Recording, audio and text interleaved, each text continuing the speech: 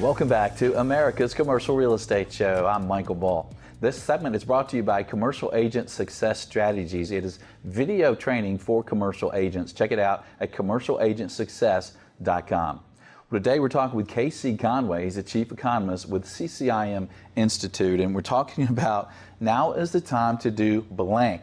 Fill in the blank. And before the break, we touched on retail. And so is now the time to sell your retail, buy your retail? What's the time to do? Yes, I'd say the first thing is do a highest and best use analysis, because really what we're finding in retail, everybody thought, well, it's all going online, point of sale is changing. The success in retail today is considering point of procurement. So any of us can go online and order anything we want, but how do we get it to us? So we're seeing lots of different models. One of the most interesting ones to me is what Kroger's doing with Walgreens. They're partnering up and saying, well, maybe we don't have the cost and infrastructure to do the Amazon E-Prime minivans, Mercedes vans running all over the place. Isn't that amazing? Amazon in its profitability is driving Mercedes vans around. But anyway, 25 years ago, we took pharmacy out of drugstores and we put it in grocery stores. 25 years later, we're taking grocery out of grocery stores and we're putting it in drugstores, because half of what a drugstore sells, their floor space, it's all online, cosmetics, pharmacy. But the grocery stores are saying people want the online, they want close to them. So Kroger is doing what they call Kroger Express program, where your online grocery order will be fulfilled at your neighborhood drugstore. So they'll package maybe the non-perishables at a closed Toys R Us store, ship it to your local drugstore, and your people still want to pick their melons and bananas and their perishables and milk. Look at the amount of refrigeration that's being added in drugstores. So do a highest and best use. Look at car dealerships, right? Carvana and everything else. We're going to probably open up the opportunity of all of these big acreage car dealerships for redevelopment, for housing and multifamily. And the car dealerships are going into things like branch banks. So they got the drive-through for the detailed car to stay clean. They got a couple of offices to meet with all the state dealership requirements and deliver the car and do the financing. So I'd say if you haven't done your highest and best use analysis, you don't understand it. And the thing to focus on is, how does your piece of real estate fit in the point of procurement model versus the point of sale? It's all about procurement. Where are we going to get this stuff from? Yeah, that's a very good point. And you were mentioning too that the velocity of retail sales around the country has been huge. Yeah, so we're not spending less. Yeah. So I encourage people, a lot of my fellow economists never read earnings reports. I encourage everybody to read earnings reports. Look at Walmart's Q4 ones. It was record number in terms of their performance. Online sales up 40%. They're converting 800 stores a year to online, to handle online, where at their peak, they only open about 200 stores a year. So they're converting 4 times that to online. And so you look at Target, you go down to any of the retailers, and the sales, we're spending more, we're just getting it differently. And so I think, we've talked once or twice before about, whoever comes up with a successful term that's the equivalent of a turducken to describe industrial and retail. In 5 years from now, we won't talk industrial and retail differently. We'll talk about them like a turducken at Thanksgiving. Yeah. And let's talk about office. Yeah, you'd mentioned earlier in the previous segment that the job market is really strong. And if you're an office developer or investor, now is the time to blank. Yeah. Don't go low with WeWork. Don't cut them a deal. They need all that they can. WeWork just opened in Maryland, their first WeWork office facility on the campus or near the campus of the University of Maryland. So they're even recognizing that workforce. How do I get close to it? Go to the universities. Don't sell yourself short. Look at, again, do that highest and best use analysis. What you'll find is middle size and large companies can't find the space that they need. And the other thing is, I think that office landlords and owners have been too desperate to give a deal to WeWork, and there's lots of models. CBRE is a different one where they're trying to teach large companies how to kind of do it themselves, cut the middleman out. And so, in the types of jobs we're creating today are a higher skill set. They're engineering, they're architecture, they're IT, and they need to meet, they need to have client spaces. So the types of jobs we're creating today are more, inclined to, or accretive to office space employment. So yeah, I don't think we're going short. And we did a show recently on the office market, and we talked about WeWork and this co-working environment, and we talked to a landlord who's done some of some of these themselves. So there's some tips there and some tips for landlords leasing to co-working companies. So do check that out. And then the last segment we talked about opportunity zones, and we did a full show on opportunity zones. So we'll put links to those shows below. So Casey, now's the time to blank. So as far as the cycle goes, what do you think? With respect to opportunity zones, or Well, just no, overall? the cycle just in general. Yeah. You know, because it's been a nice long run. Some people are nervous. Yeah. So what I would say is calm down. That we are not, and I forecast this back even when we were in the government shutdown in December. We're not going into a recession in 2019. Get rid of the R word. It's the V. You know, we are going to have volatility. You know, do we get a trade deal, not get a trade deal? It gets closer, it doesn't get closer. The Mueller report, then we don't have it. Then, you know, we're going to have the national, we're already, how many, 2,000 candidates running for president already. So the question is, who's not running for president? What I would say is look at the fundamentals, stay grounded. First, look at quarterly earnings reports. The earnings reports were phenomenal.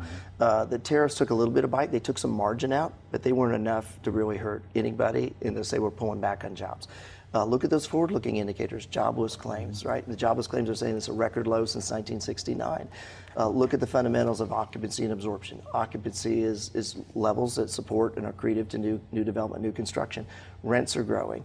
The types of workers that we're creating are accretive to go into industrial warehouse space or to go into office. Retail, there's no apocalypse. We're just changing the use, and we've done this after World War II. We took a wartime factory economy, and we converted it to a different type of economy, making appliances and building homes so we go to the suburbs. That was very disruptive. It was as disruptive as what we've gone through now. So when I look back at history and I look at these numbers today, I would say you may not see another time or opportunity like this in your career. At least I won't. I'm 56, so I'm dead and buried by then. So, you know, my dad, when I bought my first house, my mortgage had dropped. My first time home was about 10.5%, and he had lived through prime going to 21%. He said, grab it. You're never going to see interest rates below 10% again. So I'm going to take a cue from my dad. You're never going to see interest rates below 2.5% again. And you might be right on that one, though. So you mentioned the suburban market. So if you're looking to potentially sell or buy or invest in a suburban market, is now the time to do it in certain sectors? Absolutely agree. I think office is one. When you look at replacement costs on these buildings, you're able to still buy suburban stuff at well below 50% off of replacement costs. And when you look at the employment, while the millennials, you know, tend to want to be near the urban areas and they don't want commutes and they don't want to know what a level or half the things at a Home Depot are used for, because mom and dad, they just call them and they come do all that stuff. Look at what we're doing in the suburbs. We're creating these kind of live, work, play, miniature type of communities. And whatnot. So I think now is an opportunity. It's like retail, when everybody's down on it and they have no imagination, they can't do highest and best use, they can't do replacement costs, they're missing an opportunity. I mean, look at Gwinnett Place Mall. Yeah. As a perfect example. Yeah, and I agree. And then for retail, that might be the opportunity to look at some of these properties that some of them are distressed. And maybe you can do a change in use, whether you're doing hotel or you're doing office or you're doing any type of mixed use. And also, we're seeing in retail people just leasing normal office space in a retail center. Yeah, and it's, you know, as we get, I mean, look at, like, you know, the SunTrust BB&T merger, right? As they closed 750 or so branches and, you know, moved to North Carolina, there's going to be a lot of office opportunity. Well, you have WeWork and Coca-Cola tripping over their feet in downtown Atlanta to get a hold of that office space. So I think there's a lot of opportunity. You've got to do your homework. I really encourage people, you know, this is a time where you really align with others, a CCIM or a really experienced commercial broker in your market.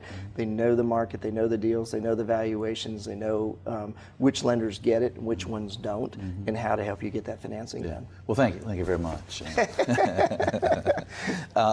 Let's talk about a couple really hot markets. Let's take industrial first.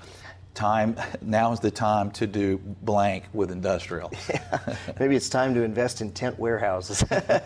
So, you know, you look at the cost. It's really, you know, I wrote a recent paper called Logistics Infrastructure, where we looked at what is the where and why behind all industrial and where it's going. And so we look at, here in Atlanta, Norfolk Southern's moving their headquarters here from Virginia. It's all about logistics. We have the intermodal, the air cargo, the port of Savannah, great connectivity there. You look at where a lot of these companies are locating fulfillment warehouses and whatnot, they're aligning with the logistics infrastructure. So if you're in a city or a state that doesn't have intermodal, that doesn't have rail, that doesn't have air cargo, that doesn't have those pieces, you're probably going to miss the opportunity. And so this paper, you can go to our Acre website, acre.com, and go to the research tab, and you can find this paper. We had fun. We made our own transformer out of, so the dean told me, he says, Casey, I can always tell your research, it starts with some sort of a picture. And I explained to her that I hated graduating from kindergarten going to first grade because I got rid of all the picture books. So all my research, so all the realtors and brokers, I have lots of pictures and graphics. But that's a cool picture. And we'll put a link at commercialrealestateshow.com as well to that article. It's a good one. Industrial, then think about developing or investing in markets that have those benefits. Yeah, let me give you one other on the industrial side. You probably know Sim Dowdy with King Industrial here in Atlanta. There's one in every major market, but Sim focuses on really the market and surveying every single building, not a sampling. And Sim deals with a lot of the older stuff, the low clear ceiling height. And what he tells me is, you look at 70% of all the industrial transactions that you look at, leases and sales of industrial in big markets, Dallas, Atlanta, Charlotte, on up the line, are all, smaller, low clear ceiling height, over 20-year-old buildings. And he says the reason is we're not building any new multi-tenant opportunities to people that need 10, 20,000 square feet. Yeah, it's a big single tenant, And you can't get the land. Yeah. The costs are over $100 a square foot. So when you can still buy these things, 25 to $50 a square foot, they're on fire. So I wouldn't overlook your old warehouse. Car dealerships are looking at them to store the car inventory. There's lots of opportunities, so don't overlook that older, low clear ceiling height stuff. Good location, you can't replicate it, lots of alternative uses. That's a very good tip. Well, let's look at multifamily. It's been hot as a firecracker. It's been incredible. So with multifamily, now's the time to do blank.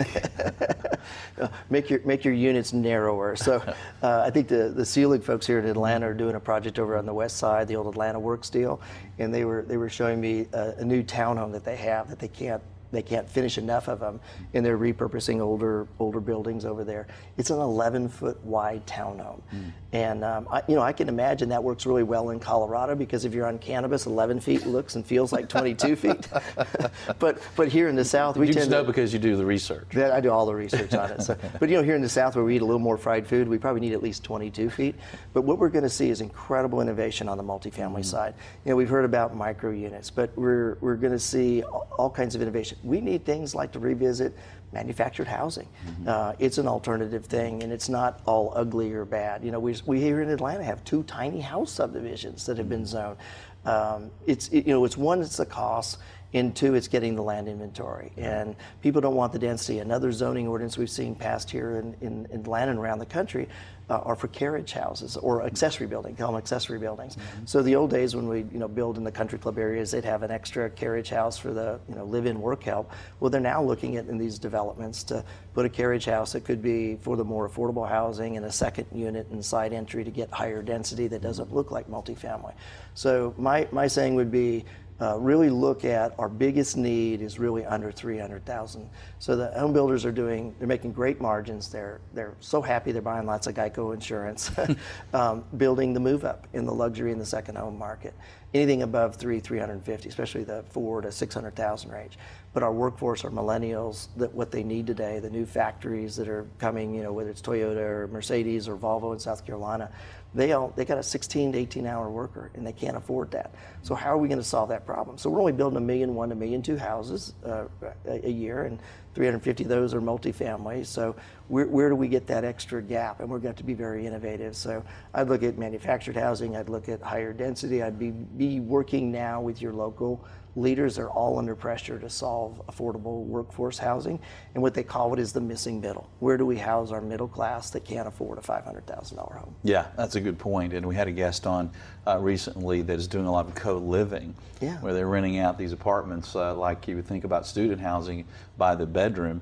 And it was interesting what he said. He said, look, Michael, because of affordability reasons, we've got tenants that are leasing 2 and 3 bedroom apartments.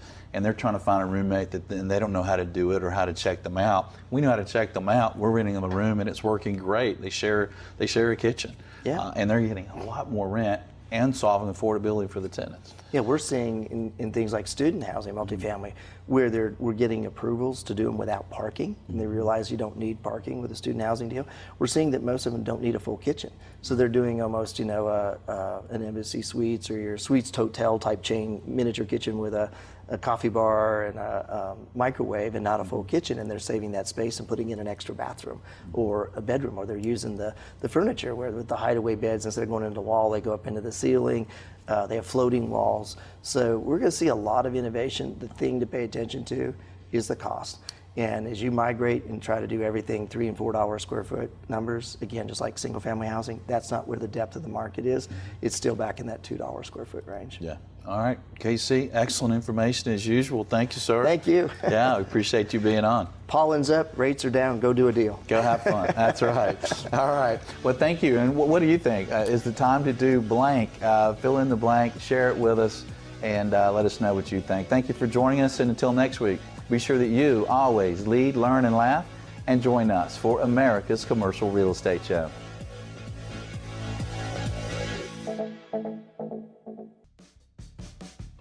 America's Commercial Real Estate Show is brought to you by Bull Realty. For customized asset and occupancy solutions, visit bullrealty.com. Commercial Agent Success Strategies. Incredible training for commercial agents. Visit commercialagentsuccess.com. BOMI International. For facilities and property management education, visit BOMI.org. BuyProxy.com. Your global commercial real estate listing service. Visit buyproxy.com. Red IQ, turning multifamily data into actionable intelligence. Visit rediq.com.